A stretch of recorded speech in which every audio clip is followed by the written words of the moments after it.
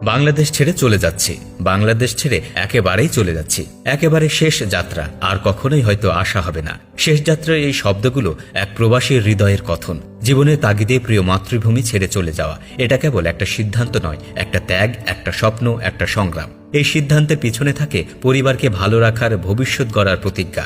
আর তাই ২০ বছর বয়সে নিজের দেশের মায়া কাটিয়ে নিজের পরিবারকে ভালো রাখার জন্য এবং ভবিষ্যতের পথ আলোকিত করার জন্য আমি জার্মানিতে পাড়ি জমাই। সময়টা ১৫ বছর আগে। তখনও জানতাম না একদিন প্রবাস জীবন থেকে ফেরার পর আপনজনদের কাছ থেকেই আমি সবচেয়ে বেশি বঞ্চিত হব।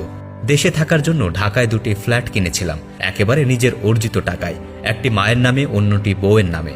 এই ফ্ল্যাটগুলো শুধু ইট পাথরে তৈরি কিছু দেওয়াল নয়, এগুলো ছিল আমার কলিজার টুকরা। মায়ের জন্য একটি স্থায়ী ঠিকানা, আর স্ত্রীর জন্য একটি নিরাপদ আশ্রয়, ব্যাস।